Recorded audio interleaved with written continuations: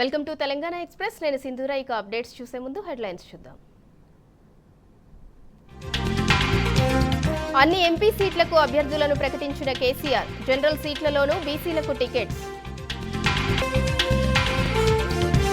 పంటల పరిహారం ఎకరానికి 25,000 ఇవ్వాలి, లేకుంటే 1,00,000 మందితో సచివాలయం ముట్టడిస్తామన్న హరీష్ రావు. ధరణిలో మార్పుల పేరుతో కాంగ్రెస్ నేతల లంచాలు. రాష్ట్ర ప్రభుత్వం మభ్యపెడుతోందని పల్లా, దేశపతి ఫైర్.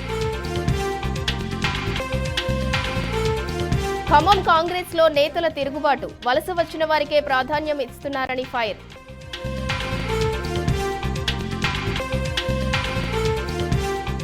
రాష్ట్రంలో ఘనంగా హోలీ సంబరాలు. కార్యకర్తలతో కలిసి సందడి చేసిన బీఆర్ఎస్ నేతలు.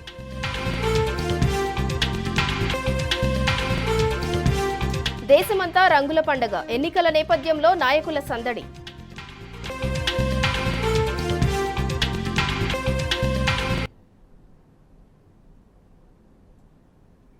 డీటెయిల్స్ చూద్దాం. రేవంత్ సర్కార్ పాలనలో రైతులపై వేధింపులు కొనసాగుతూ ఉన్నాయి. ఓవైపు కరువొచ్చి నట్టేట మునిగిన అన్నదాతల పట్ల బ్యాంక్ అధికారులు జాలి లేకుండా ప్రవర్తిస్తున్నారు. గతంలో తీసుకున్న రుణాలను తక్షణమే చెల్లించాలంటూ కోర్టు నోటీసులు పంపుతున్నారు. సంగారెడ్డి జిల్లా ఆందోళన నియోజకవర్గంలోని రేగూడ్ మండలంలోని రైతులకు తాజాగా బ్యాంక్ అధికారులు నోటీసులు పంపారు. దీంతో ప్రభుత్వం, బ్యాంకుల తీరు పట్ల రైతులు ఆగ్రహం వ్యక్తం చేస్తున్నారు.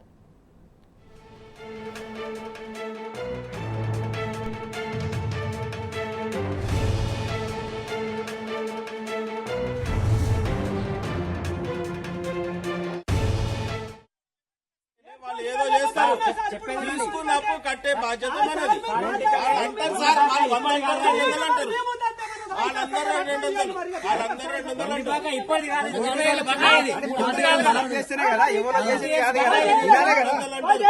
చెప్తున్నావు, వాళ్ళు చెప్తున్నారు. నాకు రేవంత్ రెడ్డి సంబంధం లేదు. అప్పు తీసుకున్నారు, అప్పు తీసుకుని కట్టాలి, అదే సంబంధం నాకు. నాకు రేవంత్ రెడ్డి చెప్పిండు, నరేంద్ర మోడీ చెప్పిండు, నాకు సంబంధం లేదు. వాళ్ళు ఏదైనా బ్యాంక్ ఇస్తే మేము ఇస్తాం. రేవంత్ రెడ్డి చెప్తేనే లోన్ ఇచ్చినామా, చెప్తే లోన్ ఇచ్చినామా? అది గవర్నమెంట్ ఇప్పుడు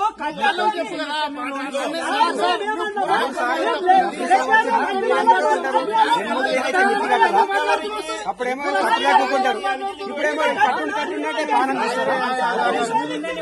కరెక్టా కదా?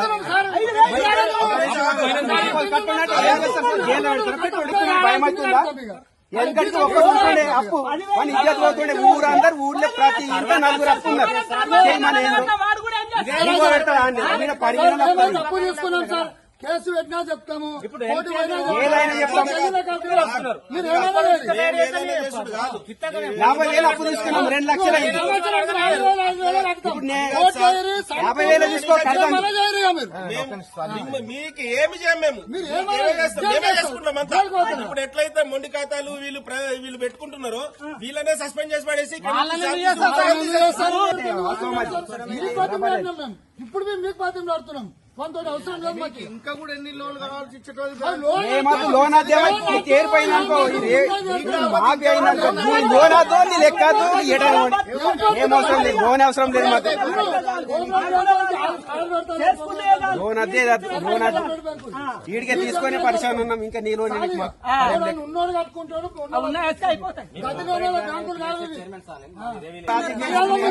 ప్రశాంతం అవుతుంది. లోన్ పెట్టకుండా చచ్చిపోతారు.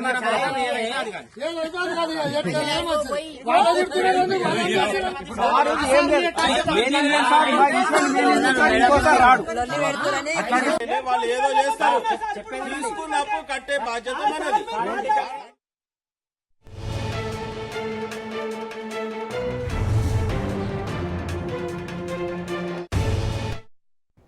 రేవంత్ సర్కార్ పాలనలో రైతులపై వేధింపులు కొనసాగుతూనే ఉన్నాయి. ఓవైపు కరువొచ్చి నట్టేట మునిగిన అన్నదాతల పట్ల బ్యాంక్ అధికారులు జాలి లేకుండా ప్రవర్తిస్తున్నారు. గతంలో తీసుకున్న రుణాలను తక్షణమే చెల్లించాలంటూ కోర్టు నోటీసులు పంపుతున్నారు. సంగారెడ్డి జిల్లా ఆందోళన నియోజకవర్గంలోని రేగోడ్ మండలంలోని రైతులకు తాజాగా బ్యాంక్ అధికారులు నోటీసులు పంపారు. దీంతో ప్రభుత్వం, బ్యాంకుల తీరు పట్ల రైతులు ఆగ్రహం వ్యక్తం చేస్తున్నారు.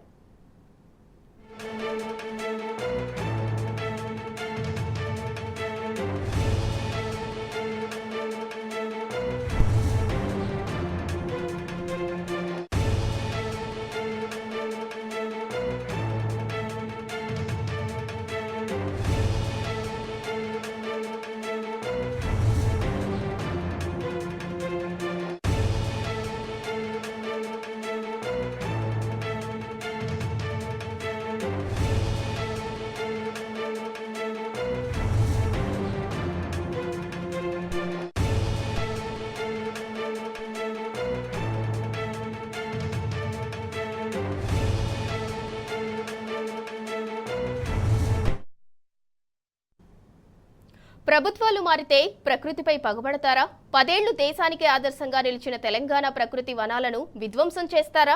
ఇదేనా ప్రజాపాలనలో కనిపించే మార్పు?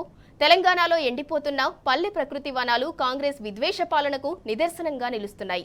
బీఆర్ఎస్ హయాంలో దేశానికే ఆదర్శంగా నిలిచిన ప్రకృతి వనాలు ఇప్పుడు పట్టించుకునే నాదుడే లేక కలతప్పుతున్నాయి. ఖమ్మం జిల్లాలో ప్రకృతి వనాల అధ్వాన్న స్థితిపై tea news special focus.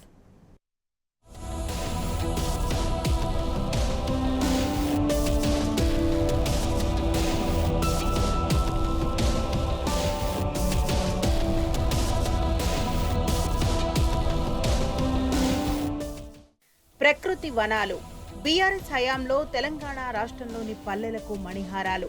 KCR ప్రారంభించిన హరితహారంలో భాగంగా ప్రతి పల్లెలో పచ్చదనం అలరారింది. ఏ ఊరుకు వెళ్లినా ముందుగా సతత హరితవనాలు స్వాగతం పలికేవి. రాష్ట్ర వ్యాప్తంగా రికార్డు స్థాయిలో పెరిగిన పచ్చదనం హరితహారం కార్యక్రమ విజయానికి నిదర్శనం. కానీ ఒకప్పటి హరిత మణిహారాలు ఇప్పుడు కళతప్పి విలపిస్తున్నాయి. కాంగ్రెస్ సర్కార్ గద్దెనెక్కిన 3 నెలల్లోనే తెలంగాణ పల్లెల్లో ప్రకృతి వనాలు బోసిపోయి కనిపిస్తున్నాయి. విద్వేష పాలనలో తెలంగాణలో పచ్చదనం మాయమవుతున్నది. పట్టించుకునే నాదుడు లేక పల్లెల్లో ప్రకృతి వనాలు ఎండిపోతున్నాయి. ప్రభుత్వాలు మారితే ప్రకృతిపై పగబడతారా? కేసీఆర్ పై ద్వేషంతో పచ్చటి వనాలను నాశనం చేస్తారా? వృక్షో రక్షతి రక్షితః అన్న నానుణ్ణి కాంగ్రెస్ పాలకులు మరిచారా? రాజకీయాల కోసం ప్రకృతిని విధ్వంసం చేయాలని చూస్తారా? ఏ వెలుగుకి ప్రజాపాలన?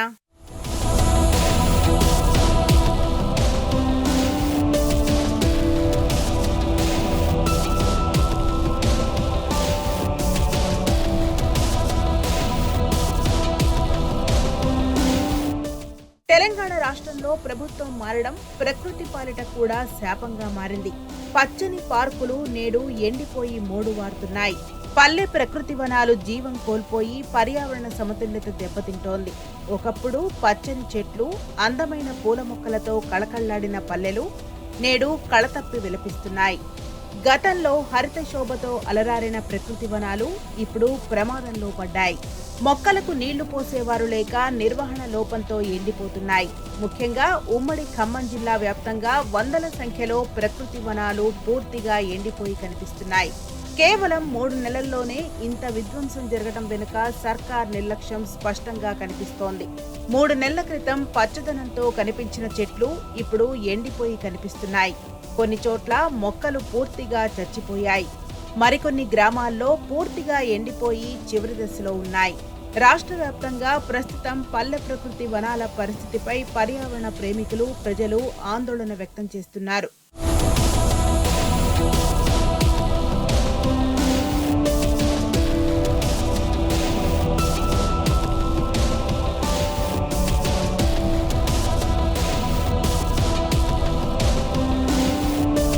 తెలంగాణ ఏర్పడిన నాడు రాష్ట్రంలో అడవుల విస్తీర్ణం చాలా తక్కువగా ఉండేది. అందుకే తెలంగాణ తొలి సీఎం కేసీఆర్ రాష్ట్ర పునర్నిర్మాణంలో పర్యావరణానికి ప్రాధాన్యతనిచ్చారు. నాటి కేంద్ర రాష్ట్ర ప్రభుత్వాల నివేదికలు, పర్యావరణవేత్తల లెక్కలను పరిగణలోకి తీసుకుని హరితహారం అనే బృహత్తర కార్యక్రమానికి శ్రీకారం చుట్టారు. ఉద్యమ స్ఫూర్తితో రాష్ట్రమంతటా మొక్కలు నాటించే యజ్ఞాన్ని ప్రతి ఏటా అమలు చేశారు. 9 ఏళ్ల కాలంలో దాదాపు 200 కోట్ల మొక్కలు నాటించారు. పల్లెల్లో ప్రకృతి వనాలు నిర్మించారు. ఆయా గ్రామాల్లో అందుబాటులో ఉన్న భూమి ప్రకారం ఒక్కొక్క ప్రకృతి వనంలో 1000 నుంచి 3000 వరకు మొక్కలు నాటించారు.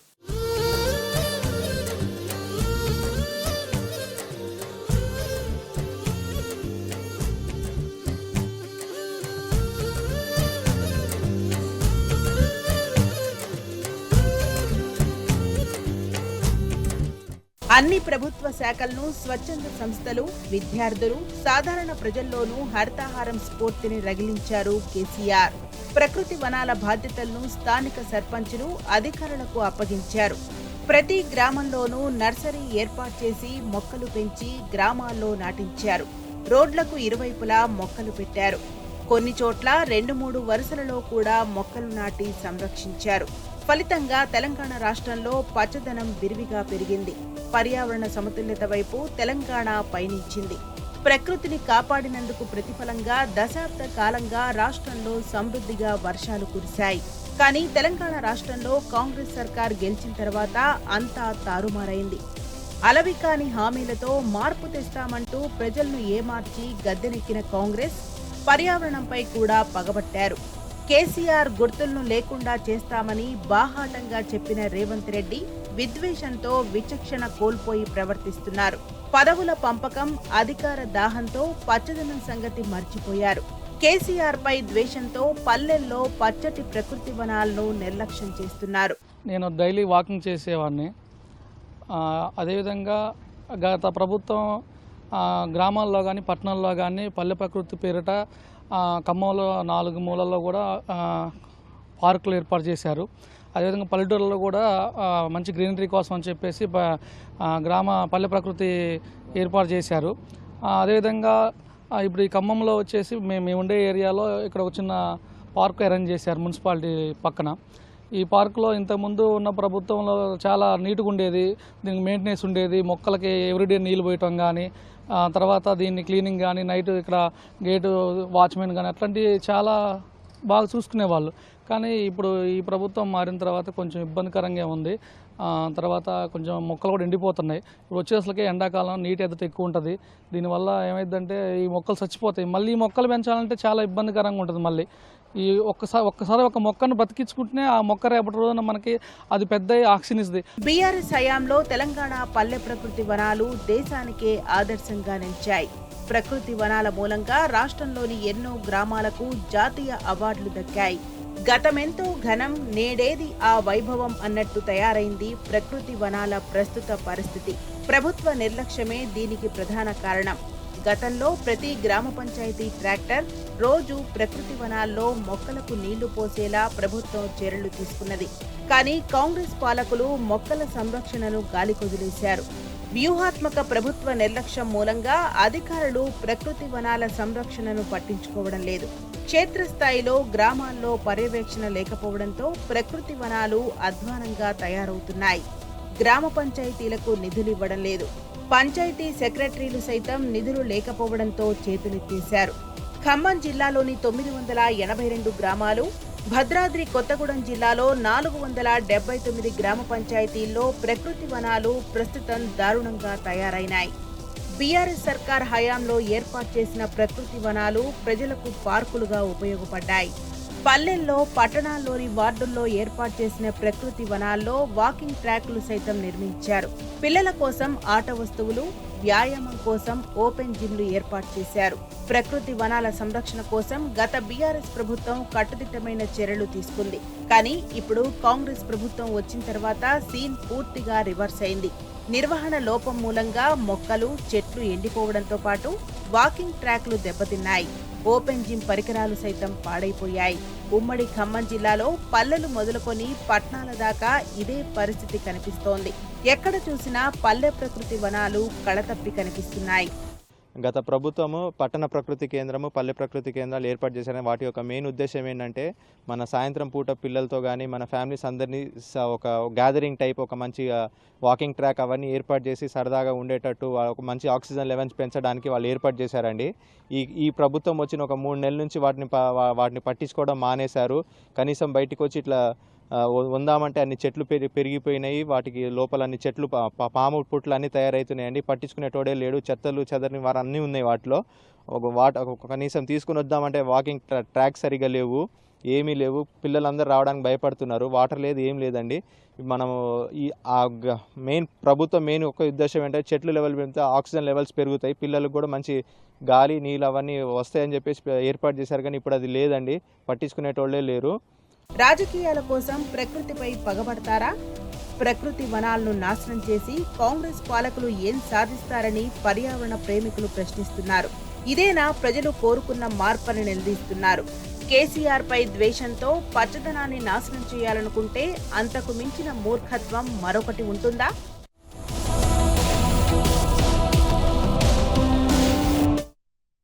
తెలంగాణ త్యాగాల చరిత్రను నిక్షిప్తం చేసిన అమరవీరుల స్మారకంపై జాతీయ టీవీ ఛానల్ హిస్టరీ టీవీ 18లో ఇవాళ ప్రత్యేక కార్యక్రమం ప్రసారం కానున్నది. ఏ మేరా ఇండియా కార్యక్రమంలో రాత్రి 8 గంటలకు అమరుల స్మారకంపై రూపొందించిన ఎపిసోడ్ దేశవ్యాప్తంగా ప్రసారం అవుతుంది. తెలంగాణ పోరాటాల చరిత్రను చిరస్థాయిగా నిలపాలని, భవిష్యత్ తరాలకు అందించాలని కేసీఆర్ ప్రభుత్వం అమరుల స్మారకాన్ని నిర్మించింది. హైదరాబాద్ హుస్సేన్ సాగర్ తీరంలో కొలువు తీరిన ప్రపంచంలోనే అతిపెద్ద స్టెయిన్లెస్ స్టీల్ నిర్మాణం దేశానికే గర్వకారణంగా నిలుస్తోంది.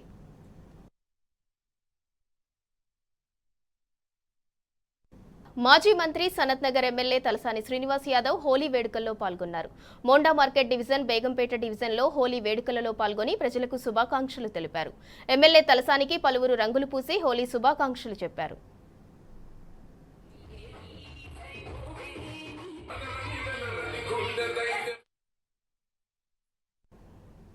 పెద్దపల్లి జిల్లా రామగుండం పోలీస్ కమిషనరేట్ ఆవరణలో హోలీ సంబరాలు అంబరాన్నంటాయి. రామగుండం పోలీస్ కమిషనర్ శ్రీనివాస్తో పాటు పెద్దపల్లి, మంచిర్యాల జిల్లాల పోలీస్ ఉన్నతాధికారులు, కమిషనరేట్ సిబ్బంది వేడుకల్లో పాల్గొని ధూమ్ధాం చేశారు.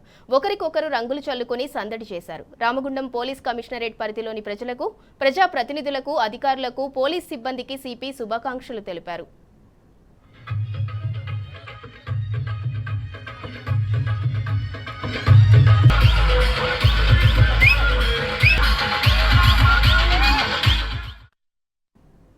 దేశవ్యాప్తంగా హోలీ సంబరాలు అంబరాన్నంటాయి. చిన్న పెద్ద తేడా లేకుండా రంగుల పండుగ చేసుకున్నారు. నల్గొండ జిల్లా దేవరకొండ మండల పరిధిలోని గన్యానాయక్ తండాలో హోలీ వేడుకలు ఘనంగా నిర్వహించారు. చుట్టుపక్కల 12 తండాలకు చెందిన గిరిజనులు ఈ వేడుకల్లో పాల్గొన్నారు. భారీగా కట్టెలను ఒకచోట వేసి కామదహనం చేశారు. అనంతరం దాని చుట్టూ తిరుగుతూ సాంప్రదాయ పాటలు, నృత్యాలు చేశారు. ఇక్కడ హోలీ వేడుకలు 9 రోజుల పాటు నిర్వహించి చివరి 3 రోజులు అంగరంగ వైభవంగా చేస్తారు.